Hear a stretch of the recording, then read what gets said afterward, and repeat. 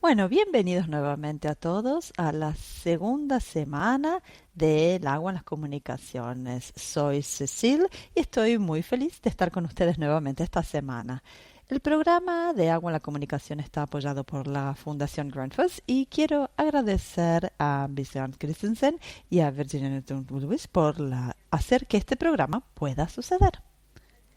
Como siempre, para que podamos escuchar y comprender y comunicar en el idioma de nuestra preferencia, les ruego activar la interpretación en la parte inferior de su pantalla. Tendrían que ver el icono del mundito. También puede estar dentro a More, más, los tres puntitos. Entonces pueden elegir inglés, español, árabe, donde tenemos a nuestros intérpretes hoy para ayudarlos a comunicar y a escucharnos. Mientras que hacen eso, también quiero recordarles que tenemos este enlace de Google Drive que compartí ayer por mail y van a encontrar el programa del PDF con todas las sesiones, así como las diapositivas de la semana pasada y también un resumen de las discusiones que han sucedido en el chat. Así que estos resúmenes son básicamente todo lo que hemos compartido en el chat por parte de los participantes. Así que si tienen recursos, enlaces, consejos que puedan ser beneficiosos para esta comunidad, los pueden añadir al chat para poder capturar esto en notas y luego continuar haciendo aumentar nuestra experticia. Si no lograron acceder al Google Drive, me pueden enviar un correo electrónico. Yo voy a seguir todo lo que esté sucediendo en el chat. Me pueden mandar un mail a cecil.hw.org y van a poder les voy a poder compartir los recursos. Bueno. Las grabaciones también van a estar listas dentro de poco. Hemos tenido algunos problemitas técnicos la semana pasada, pero van a estar listos en los próximos días en el canal de YouTube. Y hablando de eso, el programa ya está listo, así que pueden verlo en worldwaterweek.org. Y si quieren, tienen la participación en línea gratuita, donde van a tener todo el contenido de las sesiones, las exhibiciones en línea, para poder aprovechar al máximo la semana también en línea. Así que pueden ir a buscar sus tickets ya a partir de hoy para empezar a conectarse con otros participantes. Muy bien. Bueno, a medida que comenzamos, quisiera ver cómo se sienten hoy. Si quieren escribir en el chat, ¿con cuál de las fotos se sienten más representados? ¿Tranquilos, calmos o un poco más agitados? O quizás como una tormenta. Entonces, si por favor ahora pueden escribir en el chat. Uno, 2, 3 o 4. Muy bien. Y mientras que hacemos esto, voy a comenzar con la sesión de hoy. Bueno, quisiera entonces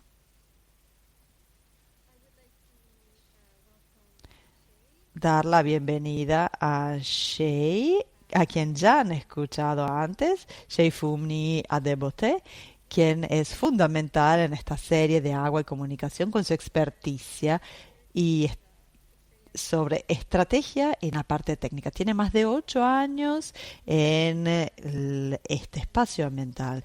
Ha trabajado en políticas medioambientales, diplomacia internacional y estrategia multimedial. Shay también presenta el podcast Climate Talk y los miércoles Green Bites, donde habla con ecologistas, activistas y expertos en desarrollo para ampliar los conocimientos sobre el clima en todo el mundo. Y Shay va a estar facilitando el panel de hoy. Así que Shay, te dejo la palabra. Muchísimas gracias, Cecil. Y cuántas cosas para presentarme. Gracias a todos por estar con nosotros aquí. Es un honor tenerlos aquí y es mi placer moderar la sesión de hoy. Es la tercera de estas sesiones. Tuvimos a Maggie White y nos contaron de qué se trata, de las conversaciones globales, seguido por un taller muy práctico para comprender cómo pasamos de unas palabras tan conocidas a realmente tener un impacto. Y hoy tenemos un grupo de profesionales increíbles, estrategas, gente que trabaja en los medios, periodistas de todo el mundo que actualmente están dando forma a las historias del agua. Y la sesión de hoy va a ser empoderadora. Así que escuchen con su mente abierta, pero también hagan preguntas si surgiesen, para poder interactuar, recibir sus preguntas, en particular a través de los chats. Cada vez que hablamos de conflictos, de alimentos o de temas climáticos, hay algo que vemos alrededor de todo esto y es el agua, que está al centro de todo esto. Lamentablemente es algo que está en los titulares, lo que hace que los periodistas en primera línea, comunicadores y profesionales puedan explicarnos en qué parte del rompecabezas nos encontramos para ver cómo podemos contar historias significativas. Y este es el propósito de nuestra conversación hoy, cómo contar historias significativas sobre el agua. Ahora quisiera presentarles a nuestros invitados del día de hoy. Tenemos a Hama Abu-Jarrey, quien es un periodista y consultora, ha estado trabajando en Medio Oriente, en la región MENA, y nos va a traer su conocimiento de la región MENA. También ha liderado una investigación amplia que he leído recientemente en DWU, que habla sobre los desafíos que se enfrentan los periodistas con respecto al medio ambiente en diferentes países. Así que, Karma, bienvenida. Muchísimas gracias por la presentación. Estoy feliz de estar acá. Gracias. Y de la región del Medio Oriente y Norte de África pasamos a Uganda, a donde tenemos a Frederick Mugira, quien es un periodista de agua. Ha fundado la Water Journalist Africa Organization, que dirige InfoNile, una iniciativa de geoperiodismo que fomenta la colaboración transfronteriza en la cuenca del Nilo, y como parte del programa Nile Well pone en contacto a científicos y a periodistas en esta región. Un gusto tenerte con nosotros. Muchas gracias. Bueno, alejándonos entonces de Uganda, también tenemos el placer de tener con nosotros a Jennifer González Posadas junto con Alejandro Melgoza de México. Son los productores del documental Ciudad sin Agua.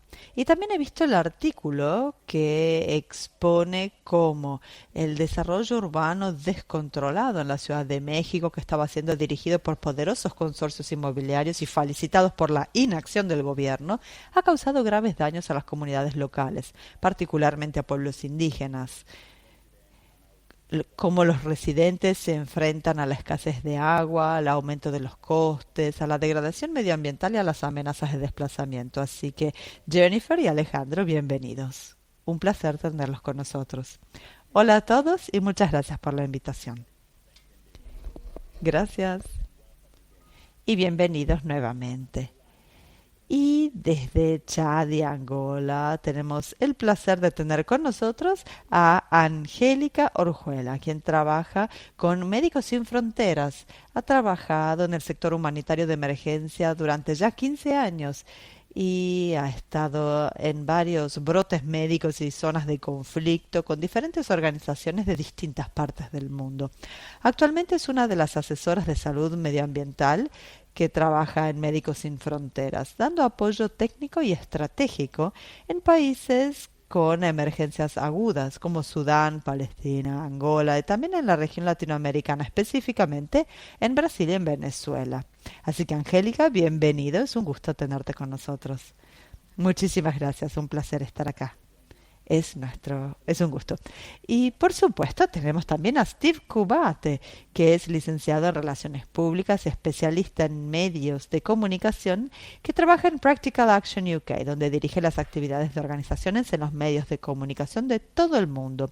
Y cuando no está trabajando, gestionando aunque no gestiona directamente el proyecto Turkana en Kenia, Steve también dirige el equipo de medios de comunicación que consiguió la cobertura de Bloomberg TV, destacando el trabajo de Practical Action. Steve, estamos muy felices de tenerte acá. Sabemos que tienes problemas con la conexión y la movilidad, pero es un gusto tenerte aquí con nosotros. Gracias, Sei, es un placer estar acá. Muchas gracias. Bueno, entonces, como decía antes, cuando comencé, cuando hacía la presentación, cuando hablamos sobre cuestiones del agua, muchas veces nos centramos en el clima, la salud, la alimentación, sin poner realmente el centro en el agua. Entonces, Karma, te pregunto a ti, en tu reciente publicación que he podido ver hace poco, vi que se preguntaba a los periodistas sobre la región de Oriente Medio y el norte de África, sobre cuáles eran los aspectos más importantes de la cobertura del cambio climático. Entonces, si se tuviese que limitar esta conversación al sector del agua, ¿cuál sería su perspectiva sobre el estado del periodismo del agua en nuestro mundo actual? Bueno, creo que el sector del agua y la región MENA sean un reflejo de los desafíos y las oportunidades serias que tenemos en el periodismo del agua. La región MENA es una de las que tienen menos agua en el mundo actualmente y las proyecciones no se ven bien, así que vemos cómo se alzan las temperaturas, menos agua para las personas, para las granjas, vemos cómo se aumenta el nivel del mar, siendo una amenaza para las áreas de las costas. Vemos una proyección que para el 2025 80 a 100 millones de personas más van a tener menos agua en estas regiones. Las aguas subterráneas están siendo utilizadas más de lo que la naturaleza puede sustituir y las ciudades costeras y los pueblos en las costas se encuentran bajo riesgo de inundación, amenazando a millones de personas. Pero más allá de todas estas realidades serias, la cobertura con respecto al agua, al menos en esta región, el periodismo sigue siendo muy limitada y superficial. Esto hemos hecho una investigación extensa y puede atribuirse a muchos factores, pero principalmente a muchos periodistas les falta la formación adecuada y el acceso a información y a datos fiables para contar estas historias de manera adecuada. Las historias sobre el agua tienden a surgir solo cuando hay desastres climáticos o cuando hay conferencias internacionales, ya sea con una cobertura continua de los problemas o las soluciones con respecto al agua. También muchas historias, la mayor parte de las historias del agua son una traducción de otros recursos extranjeros que pueden perder su contexto local y arriesgar así contar una historia en un idioma que el público no comprendería, haciendo así que sea más difícil para estas comunidades poder sentirse afectados o relacionados a estos temas.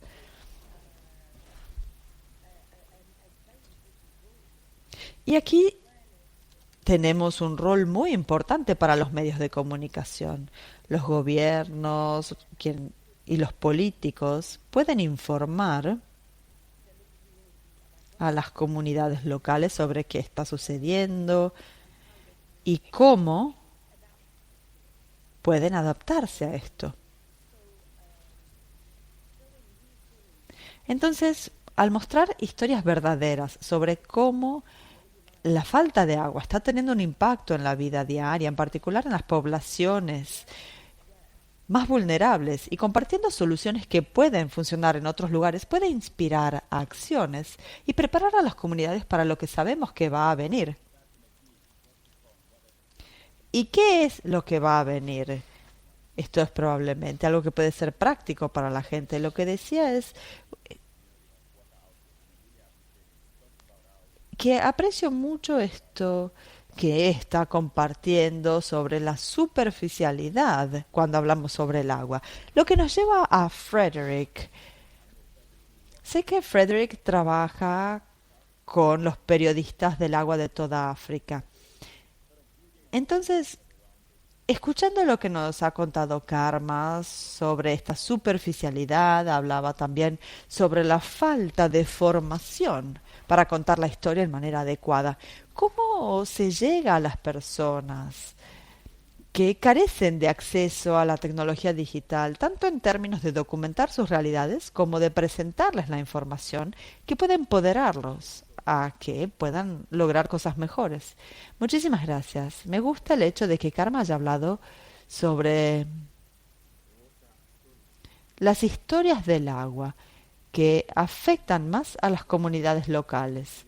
Por ejemplo, si miramos en África, la mayor parte de estas historias sobre el agua afectan las comunidades rurales.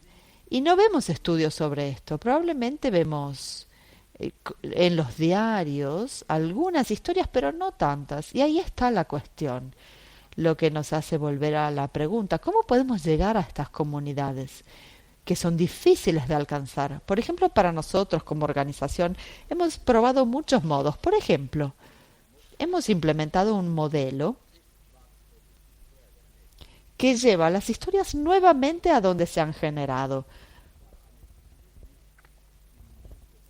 Porque estas son historias estas son comunidades que quizás no reciban los diarios o vivan en comunidades que no tienen acceso a estas historias. Entonces, a través de medios digitales les mostramos estas historias a las comunidades donde se han hecho. Entonces la gente se mira a sí misma, ven las fotos, por ejemplo, y reconocen sus comunidades y dicen, por ejemplo, no sabía que estábamos haciendo buenas cosas para los periodistas, entonces pueden volver para que les demos más historias. Entonces así las comunidades locales pueden también aportar a estas historias. Y también hay que pensar en periodismo inclusivo, en el periodismo, no en las personas, sino el periodismo para y con la gente. Las comunidades rurales, ir a las comunidades rurales, asegurarnos de poder involucrarlas, darles voces a las comunidades para poder cooperar con ellos. También hay muchas empresas transnacionales o grandes corporativas que saben que se afecta a las personas, pero cuanta más gente se ve afectada por estas comunidades rurales, más serán las historias que tendrán que llegarles a ellos. Entonces, hacer periodismo inclusivo. Hay este nuevo término que podemos adaptar al periodismo. Alianza, alliance. Entonces, si fuera posible, podemos hacer un periodismo de alianza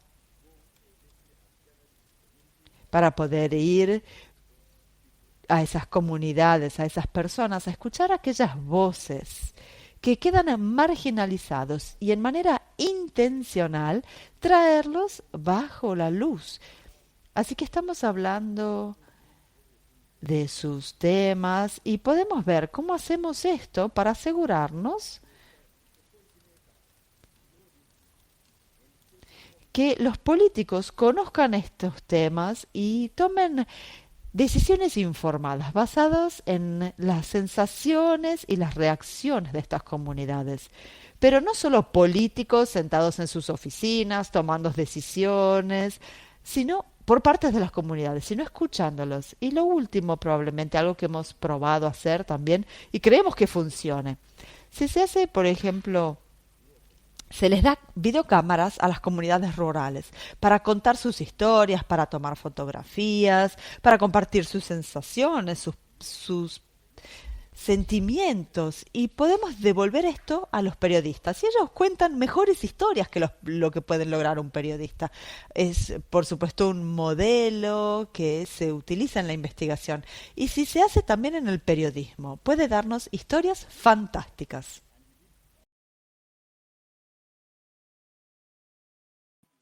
Aprendí mucho sobre lo que dijiste, el periodismo de alianzas, que sí hay que aliarse con las personas a nivel local.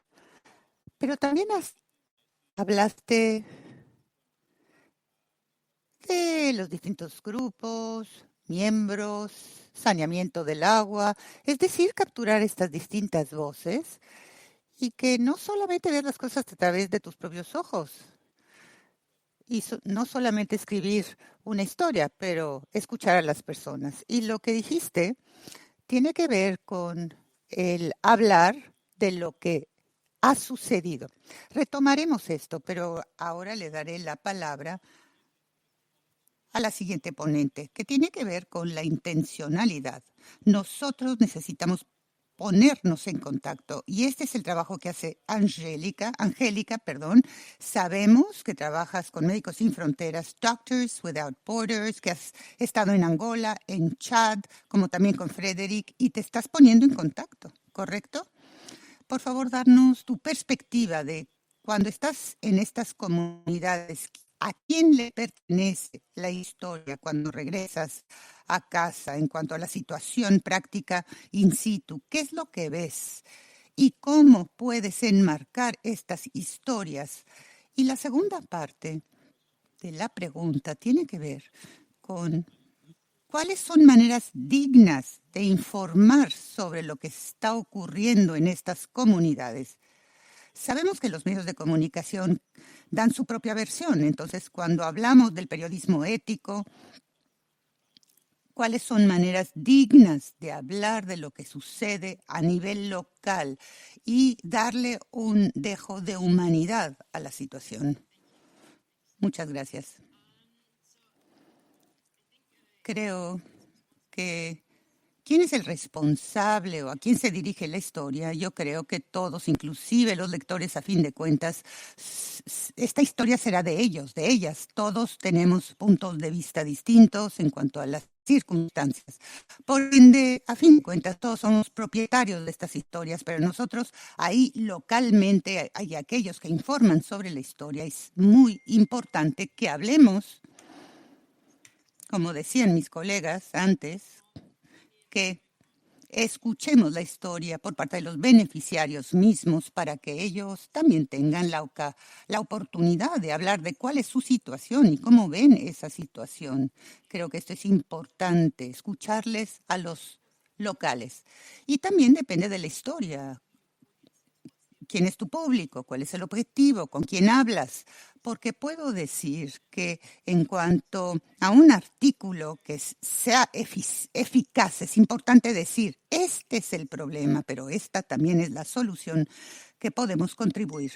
Porque a veces, y yo no estoy acusando a nadie, pero recuerden ustedes, los artículos de comunicación se enfocan y dicen, no hay agua. De acuerdo, no hay agua, pero te estás poniendo en contacto con distintos públicos y donadores, por ende, ¿cuál puede ser la solución para esa falta de agua? Entonces, en cuanto a la comunicación, también es importante incluir a tu asesor técnico en salud ambiental en el agua que pueda decir, de acuerdo, este es un problema, pero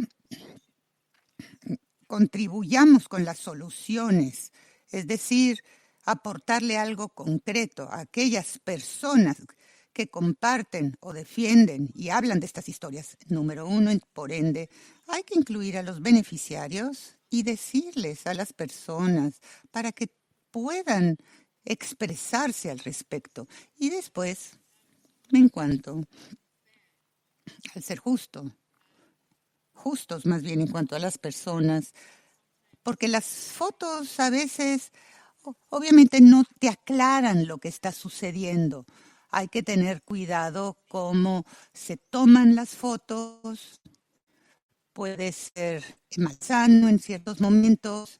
Entonces, hay que pensar en esto y pensar en el contexto al cual estás dando una respuesta. Por eso digo que las personas mismas hablen de su situación. Muy bien, muy claro, gracias. En cuanto, obviamente, a decir incorrectamente las historias, Steven, cuando pasemos a la segunda parte de esta conversación hablaremos de esto y porque desorientan, en otras palabras, a momentos. Pero también deseo que hablemos sobre el contenido de que la historia nos pertenece a todos y hacer la pregunta de esta manera. En el trabajo que hacemos, en cuanto a la inseguridad hídrica, alfabetismo, cambio climático, que el agua podría estar al centro de estos conflictos. Entonces, todo esto, ¿qué tan interconectados están todos estos temas? ¿Cómo harías esta conexión? ¿Cómo pueden ustedes decirnos que sí, están conectados todos estos temas? Están sumamente conectados, muy conectados. Y creo que uno de los problemas que vemos a momentos, y esto lo digo para aquellos que dan fondos, etcétera, es revisar la escasez del agua para que tenga, digamos, porque tiene un impacto en todos los sectores, salud, alimentario, infraestructuras, es decir, en todo. Estamos hablando de impactos dañinos en múltiples sectores, por ende es básico el ver y entender. Le voy a dar un ejemplo en la salud. Tenemos muchas enfermedades relacionadas con el agua y todo esto es debido a la gestión del agua, a la escasez del agua. Por ende, es importante que no consideremos el agua solamente como un bien o como una actividad específica. No, tiene un impacto en la sociedad, en la infraestructura, en todo, en el futuro de la seguridad alimentaria para un país. Entonces necesitamos tomar en cuenta todas estas prácticas y en la seguridad también puede tener un impacto, porque a lo mejor hay una persona que está yendo a obtener agua en pozos o en orificios y obviamente se enfrenta a violencia sexual y por lo tanto tiene impactos violentos en ciertas personas y en distintos sectores también. Por lo tanto, cuando estamos pensando en las actividades tenemos que tomar en cuenta todos estos ámbitos. Me gustó que hablases primeramente de las organizaciones que hablan sobre estos temas, qué es lo que piensan, cómo las abordan, y por el otro lado, las historias de los periodistas, es decir, cómo pueden seguir adelante hablando de estos conjuntos distintos, problemas y conectarlos. Y ahora pasamos a Karma. A partir de aquí, es decir, la seguridad que se mencionó, el tener que caminar largas distancias y obviamente los puntos de revisión de seguridad, sin duda, ha visto estos proyectos en cuanto a seguridad. Por favor, si nos puede hablar sobre lo que sucede en Medio Oriente, no en la zona de África, pero ¿cómo ve usted? ¿Y cuáles son las intersecciones entre los conflictos armados y de llevar a cabo estos proyectos hídricos y por ende también seguridad y cambio climático? Los conflictos en la zona de Mina hace que sea más arduo trabajar en cuanto al desarrollo de estos proyectos, especialmente cuando hablamos de proyectos hídricos. Los conflictos tienden a quitar recursos en cuanto a estos desarrollos para poder gestionar las crisis inmediatas, y esto es algo que tiende a suceder. Por ende, necesitas gestionarlo efectivamente, es decir, estar enfocado a nivel sensible en relación con lo que está sucediendo, la planeación de estos desarrollos, que los proyectos sean adaptables, que sean accesibles, inclusive entre conflictos. Y aquí necesitas una coordinación, cooperación en distintos niveles con los gobiernos, ONGs, con las comunidades locales para poder superar estos desafíos. Pero ahora que estamos hablando del conflicto, y voy a hablar de lo siguiente, que es sumamente importante. El conflicto tiende a dejar a un lado estos temas, a marginalizarlos. Y voy a hablar de Gaza como ejemplo. En la actualidad, Gaza está pasando por una crisis hídrica jamás vista antes. El agua está contaminada, las fuentes de agua están contaminadas, no hay acceso a agua potable, la infraestructura también no existe. Y obviamente los drenajes están dirigiéndose hacia el Mediterráneo. Por ende, estamos hablando de problemas serios. debido al conflicto, obviamente se dejan al margen, se dejan a un lado, porque el enfoque es abordar los temas humanitarios y de seguridad. Y estos temas hídricos tan serios que afectan la vida, hablamos de salud pública, cuestiones alimentarias, todos estos aspectos de la vida no se reportan y se dejan a un lado porque los medios y los gobiernos están atrapados en el caos del momento, y esto es entendible, pero tras estas crisis silenciosas hay implicaciones a largo plazo que amenazan las vidas y el medio ambiente por largos años por venir. Por ende, este es otro peligro que el conflicto lleva a cabo. Ponemos al margen estos temas tan importantes.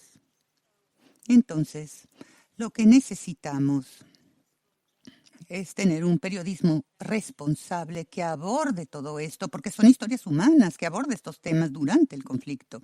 Inclusive durante el conflicto, los medios tienen un papel amplio en asegurar que estos temas no se pierdan tras bambalinas. Estupendo. Mil gracias. Si tienen preguntas, por favor, pongan sus preguntas en el chat. Muchos están de acuerdo, hay muchos comentarios, las personas están de acuerdo en cuanto a la conciencia ética relativa a las historias de agua, cuáles son los factores clave en cuanto a cambio climático. Por lo tanto, si hacen preguntas en específico, por favor, háganlas y utilicen la función del chat para poder hacerlo. Antes de que pasemos a lo siguiente, daré la palabra a Frederick. Frederick, sé muy práctico ahora. Sabemos que de hecho hay riesgos que provienen o que vemos en el mundo como periodistas, ir a estas zonas en el mundo, contar las historias. Sabemos que existen los riesgos. Con base en el trabajo que haces en esta red de periodistas, ¿qué es lo que ofrecerías como sugerencias efectivas para que los periodistas hídricos que hablan del agua, qué podríamos hacer para que sigan adelante? Es decir, en tu propio sector, esos comunicadores, ¿qué podrían hacer y decir? Muchas gracias. Es cierto, la historia, hablando de las fuentes de agua. Aquí deseo darles un panorama. Nosotros, es decir, qué tan sensible son estas historias en países como Egipto, como en Etiopía, como en Sudán, en Uganda y en Ruanda. Estamos hablando de zonas muy sensitivas, muy sensibles. Y tú como periodista, cuando visitas estas zonas, te va a cuestionar tu propio gobierno, el motivo de la historia que estás escribiendo, por qué la escribes. Es una buena historia, pero ¿por qué la estás escribiendo? Estas son las preguntas a las cuales se enfrentan estos comunicadores. Pero lo que hemos visto, porque hemos estado hablando de estas historias, estamos hablando de los recursos transfronterizos, en primera persona, vemos que cuando utilizamos datos, los datos hablan por sí mismos, pero crean confrontación, porque los datos están disponibles. Te puedes poner en contacto, o más bien puedes obtener distintos recursos y utilizas estos datos. Y dices, la verdad libera. Ahí tienes datos y habla mucho. Es obviamente más segura que la confrontación. Entonces, los datos pueden ser utilizados para ayudarte con tus historias. También, si llevamos a cabo este periodismo de colaboración, porque estos recursos, por cierto, hablando de los lagos, de los ríos, son fuentes hídricas y cruzan las fronteras, pasan de un país al otro, como he dicho. En Ruanda, por ejemplo, nosotros como periodistas, ¿por qué estaríamos compitiendo para hablar y escribir de estos temas? Si colaboramos, entonces podremos escribir lo que ocurre en otro país, pero también puedes compartir lo que ocurre.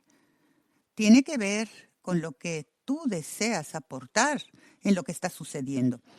Por ejemplo, yo puedo compartir y colaborar con alguien en Egipto, me dan información y yo le doy información también para que la historia se publique, porque obviamente no tiene nada que ver con solamente lo que tú escribas en tu zona.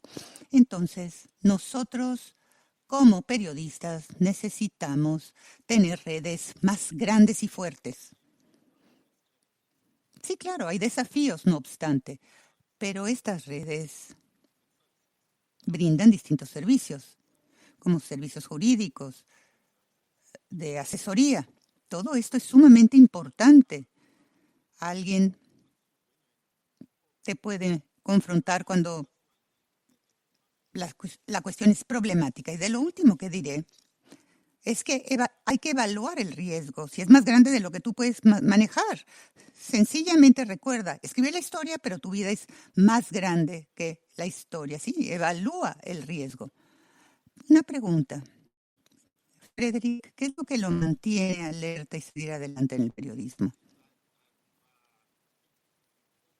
Para mí, al inicio de mi profesión como periodista hídrico, yo vengo de Uganda, deseaba yo servirle a mi comunidad, estamos cerca del lago Victoria, de la zona africana, de las crestas. Entonces, yo como periodista tengo un papel de aportar hacia la conservación de estos recursos hídricos y se puede hacer a través del periodismo, a través de mis historias. Por eso, sigo adelante. Muchas gracias. Le vamos a dar la palabra ahora a los participantes porque hay preguntas en el chat. Pero si desean tomar la palabra, por favor, utilicen la función de alzar la mano y podremos aceptar una o dos preguntas. Una pregunta que acepto es de Jonah Fisher. Ella pregunta, ¿qué es lo que piensan en cuanto al periodismo ciudadano, de los influencers, de los bloggers, que hablan de las historias antes de que los periodistas cuenten la historia real? ¿Quién desea de los cuatro contestar esta pregunta? En realidad no entendí la pregunta. Dice, ¿cómo no? ¿Qué es lo que piensan ustedes en el periodismo de los ciudadanos, periodismo de los bloggers, de los influencers, de los tiktokers? Ellos cuentan las historias antes de que los periodistas hídricos hablen al respecto de estas historias reales. Para mí, no me siento amenazado por estas historias en los medios sociales. El auditorio o la gente, el público, se dirigirán a las noticias que pueden confiar. Nosotros como comunicadores lo hacemos de manera profesional y obviamente inspiramos confianza y la gente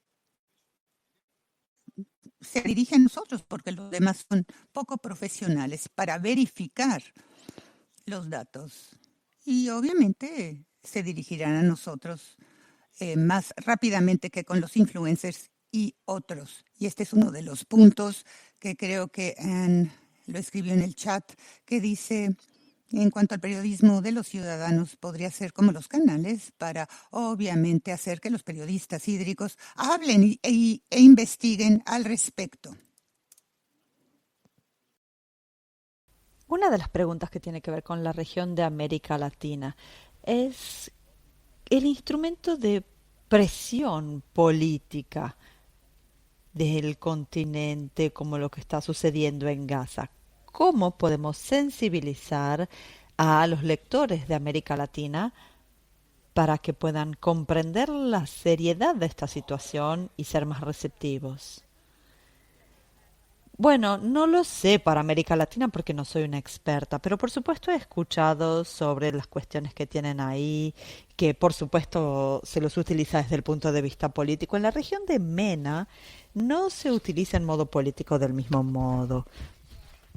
No intentan callar estas historias, sino utilizar el agua como una publicidad más que otra cosa. Tener, por ejemplo, diciendo que hemos tenido una estrategia u otra, sin realmente comunicar la estrategia a quienes están afectados por esto.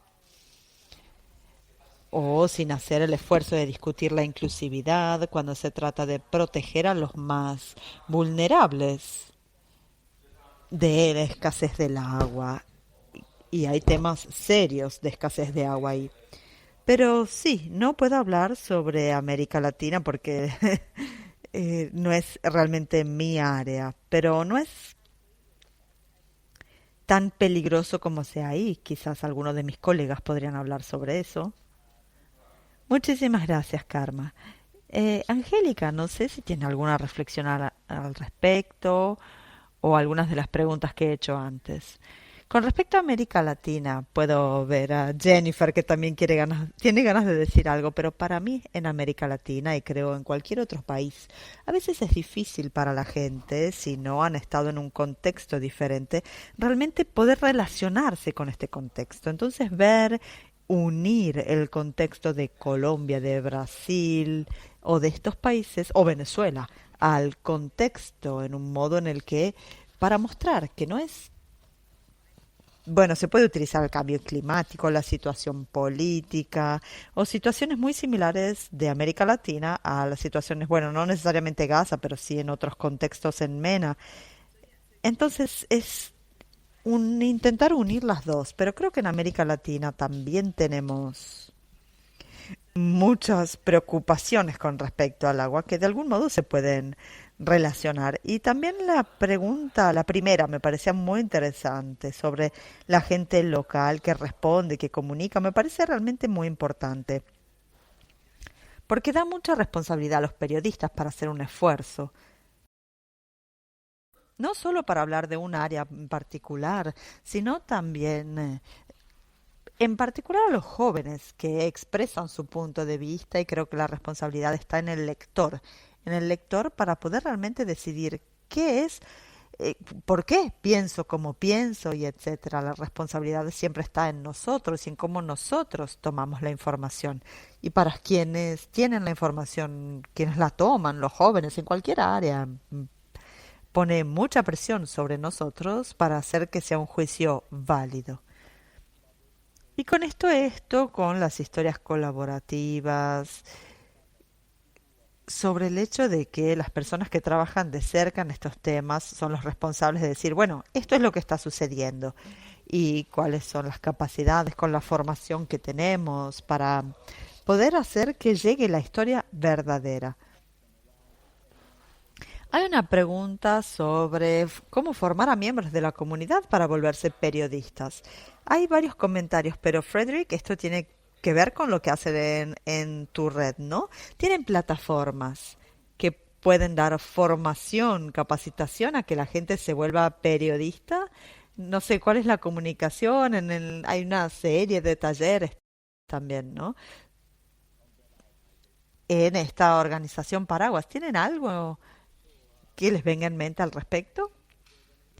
Mi organización comenzó Water Journalists Africa, es una red de periodistas que está en África, somos casi 3.000 y tenemos diferentes iniciativas. Una de estas es Infonile.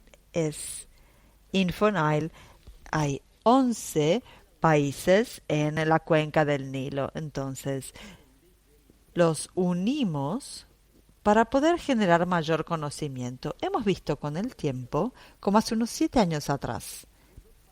Antes uno no encontraba asociaciones de periodistas, quizás algunas historias en los medios y ahora generalmente los periodistas daban sus datos, sus historias y ahora los estamos formando para utilizar geoperiodismo y los están utilizando.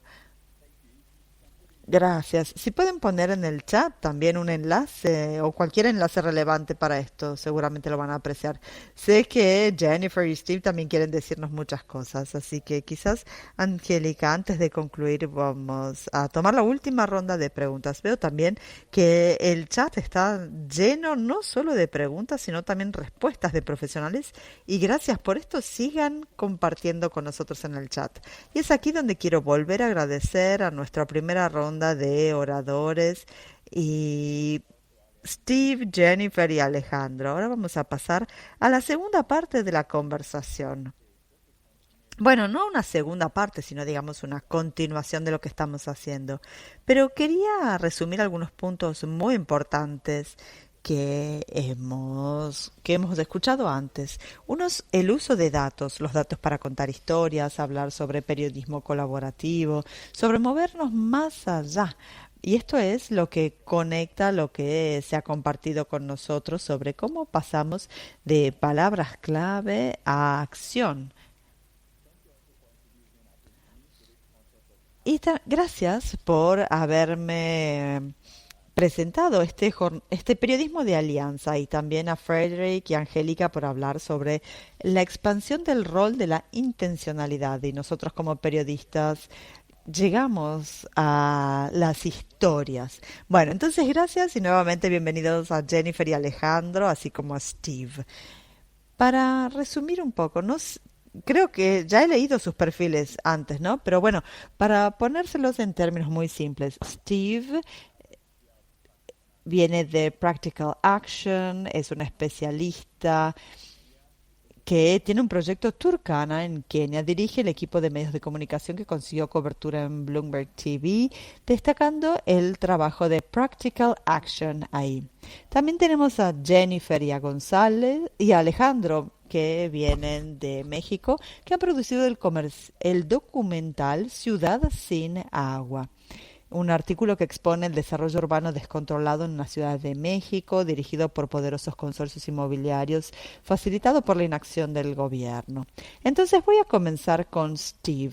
Steve, hemos estado centrándonos en contar historias significativas. Una de estas es tu proyecto en Turkana, Kenia, donde Practical Action, con el apoyo de la Fundación Grundfos, ha instalado pozos de sondeo para las comunidades de agricultores en zonas áridas. Sé que estás muy orgulloso de este proyecto y ahora están ayudando a cultivar alimentos de forma sostenible, enviar a los niños a la escuela, mejorar el saneamiento, también para las jóvenes niñas. Y hay proyectos como estos localmente, pero lamentablemente muchos de estos proyectos se quedan en lo local. Entonces mis preguntas son, ¿qué estrategias pusieron en marcha para poder salvar la distancia entre lo local y lo global? Esa es mi primera pregunta. ¿Cómo podemos alejarnos de hacer este proyecto en una ciudad local en Kenia para que luego puedan volverse historias globales que se ven en Bloomberg TV y en otras partes y en otras plataformas? Muchísimas gracias, Sanjay. Creo que la discusión sobre el agua hoy ha sido muy emocionante y estoy más que emocionado de añadir mi voz a estos temas claves sobre el agua. El proyecto Tucana, que implementó Practical Action, es algo que me enorgullece mucho. Es algo que está sucediendo en un área que es la cuna de la humanidad. No sé si conocen Tucana, se piensa que sea la cuna de la humanidad, un área en la que se diría que tiene el potencial de tener agua, pero no tiene agua.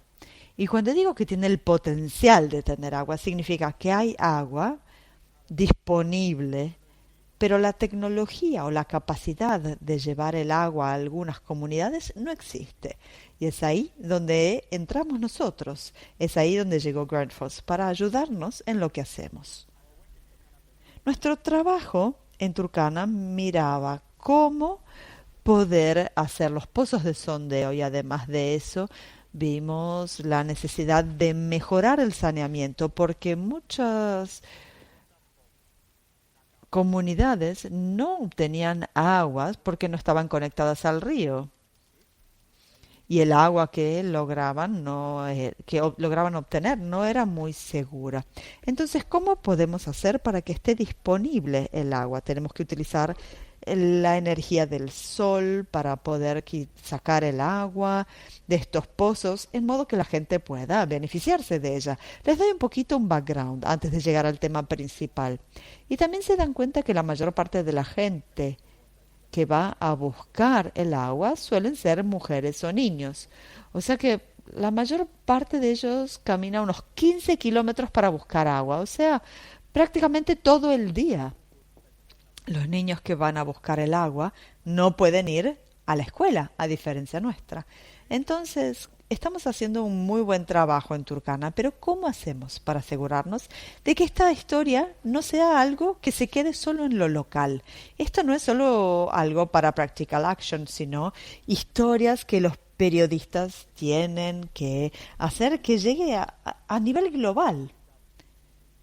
Y el tema es que nos dimos cuenta de que no tenemos que hacer. Bueno, tenemos esta tecnología fantástica en Turkana, entonces tenemos que contar las historias humanas, no centrarnos en la tecnología, sino pensar y mirar qué es lo que ha cambiado, cuáles son los problemas que queremos resolver. Entonces, alguien camina 15 kilómetros para buscar agua.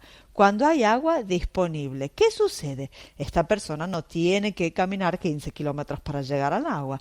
Entonces, este es el impacto humano. Con respecto a los niños, en vez de mandar los niños a buscar el agua, ahora el niño puede ir a la escuela. Entonces, ¿cómo cambia este aspecto? Entonces, si tenemos pozos de sondeo, significa que la gente puede tener diferencias en el agua, puede ser un saneamiento diferente. Estamos mirando el impacto, el cambio que genera esto. Pero hacerlo no ha sido fácil, porque es, bueno, una historia que les puedo asegurar que nos tomó 2 años enteros para poder hacer que la historia de Turkana llegara a Bloomberg. Y estoy feliz de decirles que más de 1 millón de personas ha visto estas historias, las historias de Bloomberg, que ha mostrado nuestro trabajo en Turkana. Así que lo que hemos hecho ha sido ponernos en contacto con una empresa de producción para destacar el impacto de las historias humanas. Por supuesto, no solo sobre la tecnología, todo el mundo sabe cómo utilizar la energía solar, los pozos de sondeo, pero ¿qué es lo que se ha cambiado con esto? ¿Qué cambios ha traído a la vida de estas personas? Mucha gente quizás no se da cuenta de esto. Y hablando también sobre conflictos, puedo asegurarles que hace algunos años uno de los conflictos más grandes del mundo se basaban en el petróleo. Y esto, por supuesto, es una causa de conflicto global. Y los conflictos suelen suceder cuando hay lucha o hay pocos recursos hídricos. Tenemos el río y las comunidades que están cerca del río quieren tener la propiedad de esta zona y los que necesitan también agua quieren acercarse y ahí crecen los conflictos. Y esto sucede en muchos países africanos sobre el agua. Entonces, estamos llevando la conversación al agua, ¿no? Y mi próxima pregunta es para Jennifer. En tu artículo, Jennifer, veíamos también que está en los comentarios, ¿no? Hablamos un poco sobre cómo el agua no es un tema aislado. Entonces, como está diciendo Steve, esta desconexión que suele suceder, y tú has hecho la conexión con los temas sociales, los proyectos inmobiliarios, la contaminación, la gestión de residuos y el coste de vida en la Ciudad de México. Entonces, mi pregunta es, ¿cómo se pueden destacar otros temas sociales al tiempo que se informa sobre historias centradas en el agua? Porque, como decíamos, no es un tema aislado. Como escuchábamos en el primer grupo de oradores y ahora como nos cuenta Steve, ¿cómo podemos realmente destacar los temas sociales, pero centrándonos también en la historia del agua? If it is okay, Si I'm está going to bien, speak in voy a Spanish. responder en español. That Eso is está fine, bien, and por I encourage supuesto. people to Y use le the pido a la gente, por interpretation favor, que function. So utilice please la go opción ahead, de Jennifer. interpretación. Por favor, Jennifer. Gracias. Bueno, creo que pues es observando, ¿no? Todos tomamos agua, todos necesitamos agua, todos estamos hechos de agua y es como poniendo atención a lo que vivimos cuando nos toca padecer la escasez o la inequidad, o cuando somos quienes generan esta inequidad, cuando somos a quienes le reclaman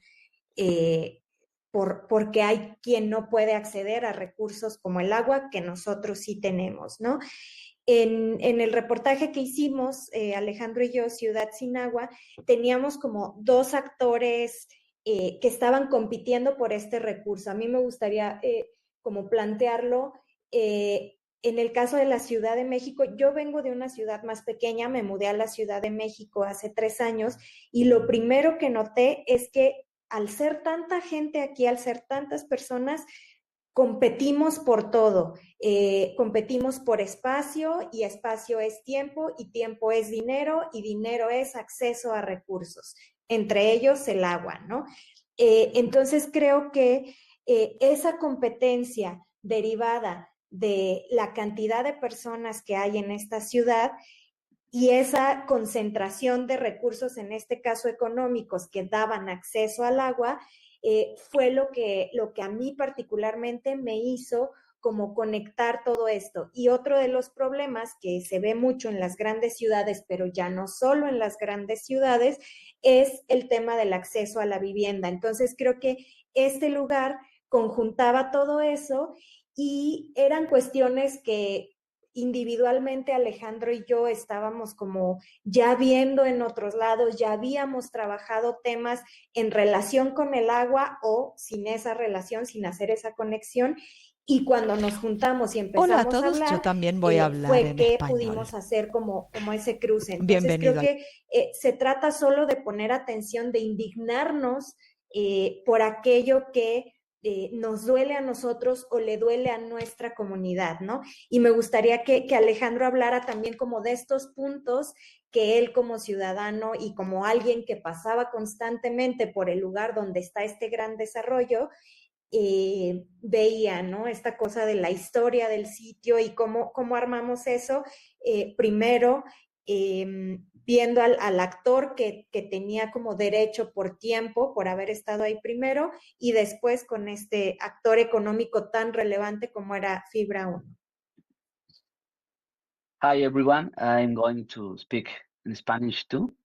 Welcome, Alejandro. El caso particular de la investigación que mi colega Jennifer González y yo realizamos sobre las grandes construcciones que sabían del agua en la Ciudad de México, yo diría que fueron 3 puntos importantes para elaborar tanto la investigación como el guión del propio video. Y fue primeramente que nosotros leímos todo lo posible sobre la historia de los barrios originales en Ciudad de México e identificar todos los posibles fragmentos alrededor. Por ejemplo, que en este barrio que reporteamos, cuyo nombre es el barrio de Joco, esa zona, por ejemplo, en el siglo XIX tuvo insurgentes durante el proceso de la Revolución Mexicana en el siglo XIX y todavía existían resquicios de estas familias. En segundo lugar, nosotros platicamos y entrevistamos a las personas más viejas de la zona del barrio de Joco para conocer precisamente su tejido social. Y tercero, para conocer más de la historia, nos acercamos a través de archivos de imágenes del pasado que nos proporcionaron las propias familias y lo que fuimos encontrando también en propio archivo. Esto para conocer quiénes son, por qué son importantes en la comunidad.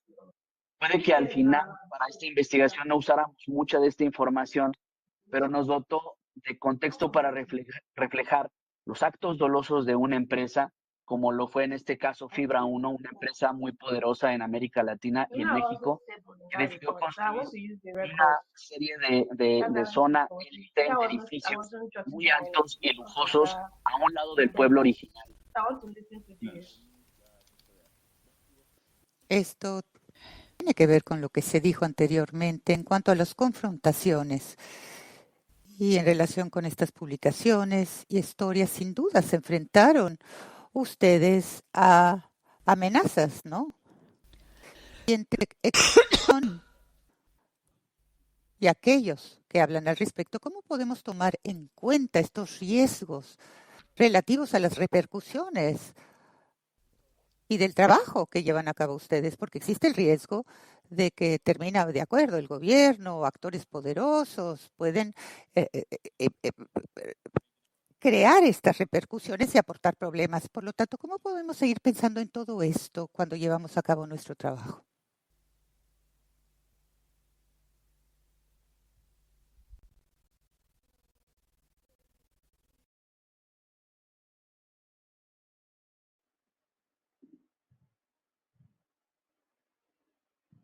Bueno, una cosa que hicimos fue un análisis de riesgo que Alejandro les va a contar un poco, pero una de las cosas que a mí me dejó más aprendizajes fue que tuvimos que tomar en cuenta que la irrupción de esta empresa, de este gran desarrollo en ese pueblo originario, una de sus consecuencias era la fractura de las relaciones comunitarias. Había división y desconfianza entre los vecinos o de algunos de los pobladores hacia las autoridades originarias, hacia la asamblea del pueblo de Joco. Entonces, parte de esa estrategia y de esa evaluación de riesgos fue pues ser claros y transparentes con todas las personas con las que hablamos y aceptar, asumir que el reporteo inevitablemente al estar ahí, al llegar nosotros como actores externos, pues atravesaba esas relaciones, las afectaba, ponía foco en cuestiones que a lo mejor ellos mismos no habían hecho tan conscientes porque formaban parte de su cotidianidad. También nos recordábamos constantemente, Alejandro y yo, que una vez publicado el reportaje, nosotros íbamos a salir del campo y gozábamos de cierta protección porque estamos adscritos a un medio de comunicación que además es un medio de comunicación muy grande y muy importante en México. Entonces, de alguna manera, ese respaldo, el simple hecho de estar adscritos a ese medio de comunicación, digamos que nos daba algo de protección, ¿no? En cambio, las personas que viven ahí van a seguir viviendo, van a seguir con el problema y ahora además con las repercusiones de haberlo expuesto de manera tan pública. Entonces, siempre intentamos ser como muy claros respecto a lo que queríamos hacer, a lo que estábamos haciendo, hasta donde nosotros teníamos control, pues, de cómo esperábamos que esto se publicara. Y respetamos también a quienes decidieron no hablar con nosotros, hablar de manera anónima, tomando en cuenta esto.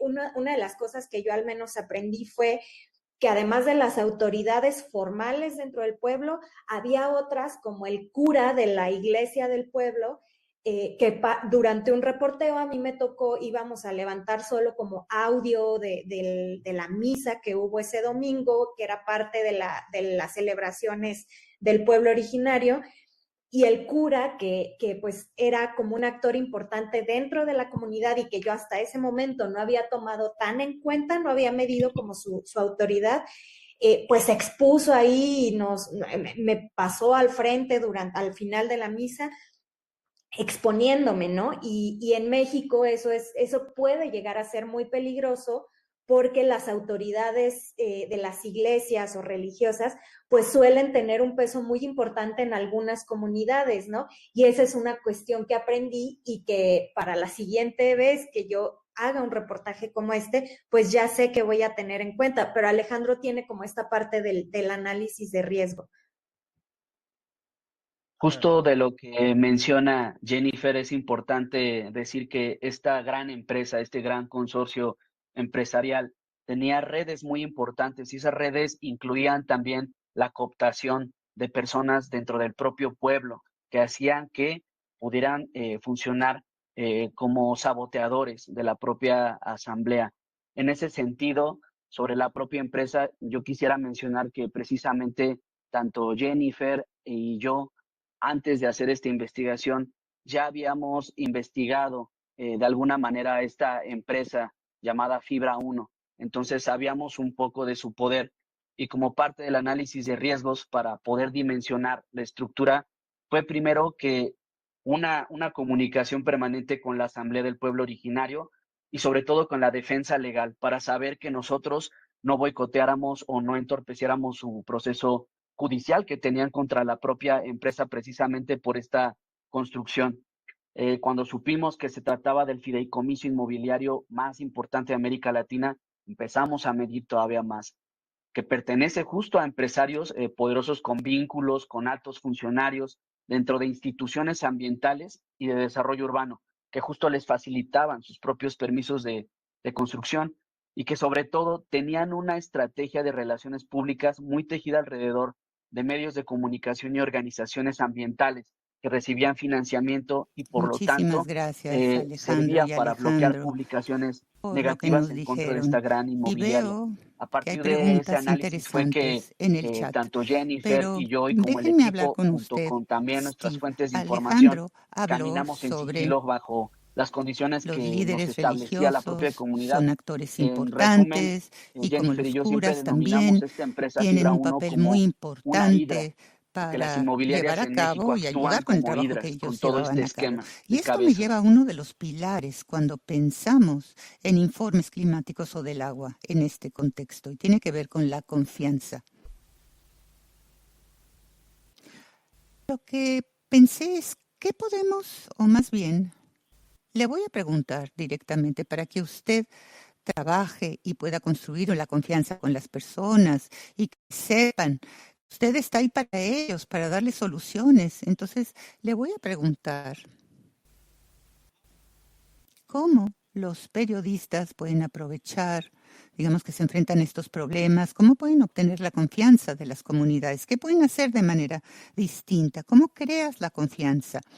¿Y quiénes son los demás actores con los cuales podemos, digamos, hacer las cosas? Porque ¿cómo podemos, digamos, podemos que cooperen los periodistas y el gobierno y las autoridades? Mi pregunta es cómo crear la confianza sobre estas historias hídricas, especialmente con estos actores tan importantes. Un par de segundos para abordar esto rápidamente. Es decir, cómo los periodistas obviamente pueden entender el todo. Algo que deseo decir es que necesitamos conectar las historias locales con las internacionales, es decir, empoderamiento de género, cambio climático. Y lo más importante, tenemos que asegurarnos de tener datos contundentes y hablar de las experiencias. Después de haber dicho esto, creo que, claro, la confianza es sumamente importante cuando uno ve estos temas, pero la mayor parte de los periodistas, según mi experiencia, se dirigen a las comunidades como reporteros y no personas que les estén escuchando. Entonces, nosotros tenemos un modelo. Nosotros nos llamamos organizaciones comunitarias. ¿Por qué comunitarias? Porque no creemos o no operamos, digamos, con el enfoque descendente, pero más bien el ascendente. ¿Y por qué? Con las personas que trabajamos, la gente en las comunidades, los llamamos participantes del proyecto, porque deseamos que sus voces se escuchen.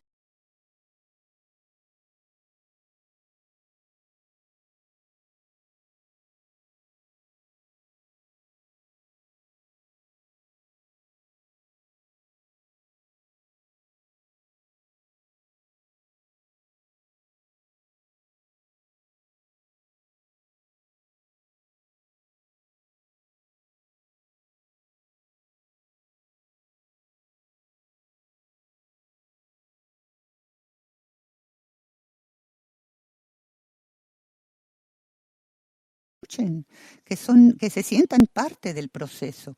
Y una de las cosas que hacemos es que les escuchamos y escuchamos. Obviamente nosotros no tenemos todas las soluciones en las manos.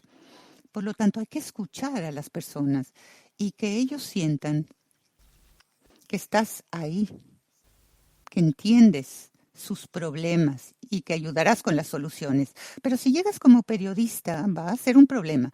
En segundo lugar, tienes que ser sumamente transparente, claridad y decir lo que puedes hacer. Porque a veces prometemos y no entregamos. Y ese es un problema, porque si vas a Tocana y dices, estoy haciendo este informe y espero que resuelve las cosas, y a fin de cuentas, si no sucede, entonces se pierde la confianza. Entonces hay que ser sumamente transparentes sobre lo que puedes hacer.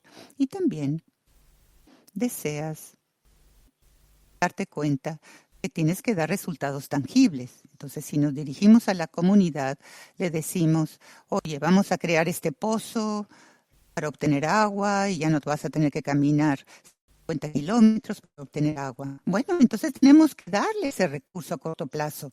Así, sencillamente, este modelo. Por ende, los periodistas tienen que crear la confianza con los locales, porque si no creas esta confianza y llevas a cabo el informe, esto es ser algo negativo. Y yo creo que esto es lo que tenemos que revisar a fondo. Mil gracias. Y aquí es en donde les doy la palabra. Estaremos aceptando preguntas dirigidas a los 5 ponentes brillantes. Vamos a hablar con Karma, con Frederick, sencillamente recapitulando quiénes son mis invitados. Angelina trabaja con Doctors Without Borders, ha estado trabajando y nos ha hablado de lo que ha hecho en distintas partes del mundo. Jennifer, Alejandro también, que producieron el documental en español. El link fue compartido en el chat si desean leerlo. Y en ese documento hablan de la realidad. Y también vemos que los gobiernos están causando daños a las comunidades. Y también escuchamos a Steve, que trabaja en esto también, y nos ha hablado sobre el trabajo en Tocana, es decir, cómo pudo colocar esta historia en Tocana y qué significa. Todavía hay preguntas para usted, Steve. Y Frederick es un periodista hídrico en Uganda. Fundó la Organización del Agua Africana y ha compartido con nosotros la necesidad de que tengamos, digamos, esta red sombrilla conjuntamente con otras organizaciones para seguir adelante. Y mi pregunta está dirigida a todos ustedes. Por favor, rápidamente denos una respuesta. ¿Qué es lo que les mantiene seguir adelante como periodistas hídricos? Hemos hablado de los riesgos, de los desafíos. Denos ideas muy claras para poder mejorar nuestro trabajo. Pero también, obviamente, estamos hablando de grandes retos. ¿Qué es lo que les empuja a seguir? Después Steve, Frederick y Alejandro. Sí, cómo no. Mil gracias. Para mí, yo soy alguien que trabaja en el sector hídrico y creo que sí, este tema me sigue empujando a seguir adelante y tiene que ver con los desafíos que nuestro trabajo y las historias dicen, porque puedo asegurarles que esta historia fue capturada por Bloomberg y otros, y que supieron millones de personas. A lo mejor muchas personas escribieron al respecto, porque obviamente, más bien, por favor, sé muy sencillo. El trabajo, los resultados, muy sencillo, por favor. Déjame decirte que a fin de cuentas, en cuanto ya tenga un impacto y cambie la comunidad, eso es lo que me empuja a mí. Muy bien, gracias. Gracias, Steve. Frederick, tú, por favor. Yo escribo sobre un recurso del cual yo dependo. Por ende, no soy solamente un escritor de la historia, soy un consumidor de ese recurso y también yo soy parte de la historia, inclusive estoy escribiendo al respecto, pero soy parte de la misma. Esto me sigue empujando porque obtendremos más beneficios. Muy bien, Alejandro, usted, Jennifer, después. Comunicadores, ¿qué piensan al respecto de cómo se utiliza el agua para apoyar las infraestructuras digitales y la inteligencia artificial? Perdón, no estoy escuchando bien. ¿Si me puede volver a hacer la pregunta? Sí, dice que nuestro mundo está más conectado que nunca. ¿Y cuál cree que sea nuestra responsabilidad como comunicador cuando se trata de cómo se utiliza el agua para apoyar las estructuras? O sea, ¿cómo podemos apoyar las infraestructuras? ¿Cuál tendría que ser nuestro rol como comunicadores?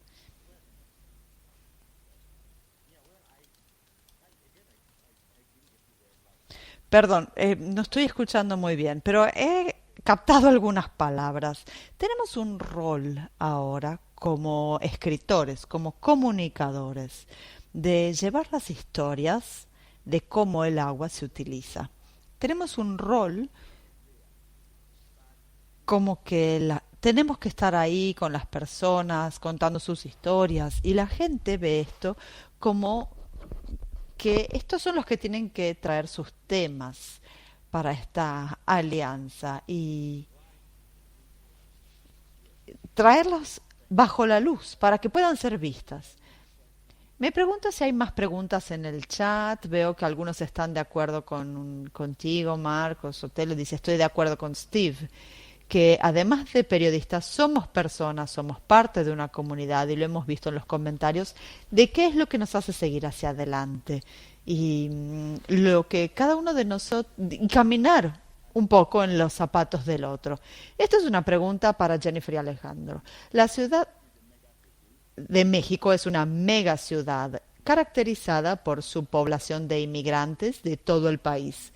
¿Cómo podemos comunicar sobre la urgencia de reorganizar la distribución de la población y compartir esto, que ya no es posible sostener esto para más de 23 millones de residentes? Pongo también la pregunta en el chat para que puedan leerla y reflexionar sobre esto.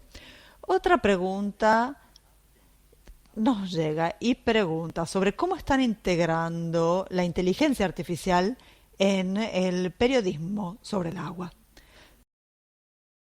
Muy interesante esta pregunta. Entonces, Kindness nos está preguntando, ¿existe la posibilidad en el futuro de la comunicación del agua que haya una colaboración entre las autoridades o los gobiernos, la gente local y los periodistas, en vez de que sea solo periodistas contra autoridades? Entonces, mis queridos invitados, les dejo la palabra. ¿Puedo decirlo yo rápidamente? ¿Puedo? Sí, sí, rápido. Bueno, quería hablar sobre... Alguien ha hablado sobre inteligencia artificial y es muy importante pensar en cómo se puede aprovechar la inteligencia artificial. Ustedes como periodistas piensen en cómo se puede utilizar la inteligencia de open source para contar historias sobre cambio climático y cómo ha afectado, o cómo se puede aprovechar la inteligencia artificial, cómo podemos aprovechar las imágenes de satélite para mostrar estas historias, para mostrarlo, cómo se puede aprovechar las diferentes herramientas para poder asegurarnos de que se pueda visualizar, se pueda ver, no solo que nos cuenten con palabras, sino ver también con imágenes. Creo que sea muy importante aprovechar la inteligencia artificial para hacer esto. Gracias. Steve, ¿quería comentar algo? Sí, quería decir esto. Cuando se trata de destacar cuestiones sobre el agua, no debería ser gobierno contra periodistas. No tendría que ser así, sino cómo hacemos para trabajar juntos y destacar los temas principales. Entonces, el periodista o el comunicador tienen que venir desde un lugar de colaboración para trabajar junto con el gobierno y destacar los temas para las personas. Mientras que si se destaca la historia como una crítica al gobierno o al trabajo, será un desafío. Entonces tenemos que trabajar como partners de las comunidades locales para poder informar y contar esta historia.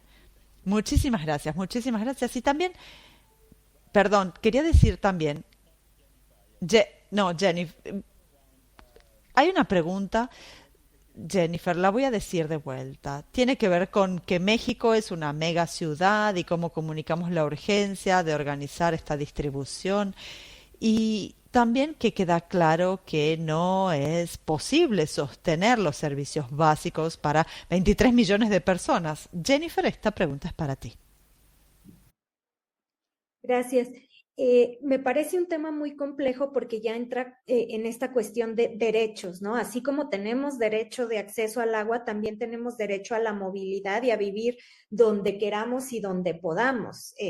De inicio, ¿no? Entonces habría que problematizar un poco con eso, pero creo que la mejor manera en la que yo puedo pensar que que comunicar esto es posible, es investigando, yendo a la comunidad, a hablar con ellos, a estos grupos de inmigrantes para conocer quién mejor que ellos, para conocer qué problemas tienen con respecto a estos recursos, cómo están ellos intentando solucionarlos y luego hablar con especialistas para ver si realmente es necesaria una redistribución de la población o más bien una redistribución de la riqueza, porque esto atraviesa por otros problemas como el acceso a la vivienda, la movilidad misma, por qué nos vamos de un lugar y llegamos a otro, por qué a ese lugar. Entonces creo que sería eso, investigando y problematizando, es lo que se me ocurre.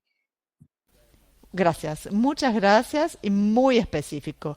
Muchísimas gracias. Tenemos que ir concluyendo, pero vamos a dejar a Karma y Angélica que nos den sus conclusiones. Dice Orlando, ¿cómo hacen que sus historias puedan ser creíbles y tener un impacto para los lectores? ¿Qué metodologías tendríamos que tener en mente? Angélica, por favor. Gracias. Bueno, sin dudas, hablando a la gente para que está en en estos lugares y reflejar sus historias, eso es importante. Y para que tengan un impacto, dar soluciones al artículo, no solo dejarlo en la crítica, sino también aportar soluciones prácticas que puedan tener sentido para la comunidad o para el país. Creo que estas serían las dos sugerencias prácticas que haría. Gracias, muchas gracias. Karma, no puedo estar más de acuerdo con el tema de las soluciones. Este es un buen modo de involucrar a las personas. No solo contar sobre problemas, sino también dar soluciones que quizás hayan funcionado en otros lugares. Y también contar la historia en un modo simple, que la gente pueda comprender, con la que se puedan relacionar. Más allá de dar información. No somos científicos, no damos informes científicos, sino que estamos dando una historia que pueda resonar con las personas, que venga de cada persona en su contexto. Eso es. Muchísimas gracias, Karma. Y estoy muy agradecido a todos por la calidad que hemos tenido en esta conversación. Podríamos continuar quizás otra hora más, pero quisiera agradecerles a todos por haber estado tan involucrados, por haber sido tan interactivos. Y muchísimas gracias a los invitados de hoy. Voy a estar hablando con Jennifer y con Alejandro, con Steve. Hemos estado hablando con Angélica, con Frederick, con Karma. Muchísimas gracias a cada uno de ustedes. Voy a dejar entonces el micrófono brevemente a Cecil, que nos va a recordar algunas cosas, pero simplemente concluir diciendo que esta es una conversación continua y este es un aprendizaje que no concluye, tiene que ser continuo. Así que manténganse en contacto, busquen lo que estamos haciendo, escuchen las próximas sesiones también y creo que Frederick también nos hablaba sobre la importancia de encontrar redes. Busquen las redes que puedan ayudarlos a trabajar mejor. Aprovechen los datos. Esto es algo que también ha surgido de las conversaciones de hoy. Busquen el modo de aprovechar los datos para poder trabajar mejor y colaborar con otras personas. Y pregúntense no solo cuál es su historia, sino colaborar con las demás. Y esto es lo que me llevo yo de esta conversación. Sé que también ustedes están llevando otros puntos clave que tenemos que tener en mente en el trabajo que hacemos. Y este será un punto central para ver qué es lo que podemos hacer en el periodismo y mejorar juntos. Así que ahora dejo la palabra a Cecil para concluir. Muchísimas gracias, Shay, y también agradezco a todos los panelistas. Ha sido una sesión realmente interesante y como pueden ver por los comentarios en el chat, se ha apreciado mucho también lo que nos han compartido y gracias por su tiempo. Concluyo entonces invitándolos a la sesión del jueves, donde vamos a tener un taller muy práctico, vamos a hacer un viaje al futuro. Así que si están interesados y esto les genera curiosidad, sin dudas están invitados el jueves a las 2 de la tarde, horario europeo.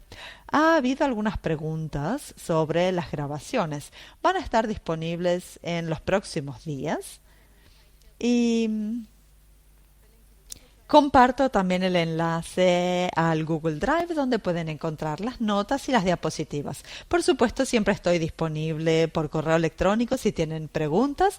Y nuevamente muchas gracias a Shay, a todos nuestros oradores y nos vemos el jueves. Hasta luego.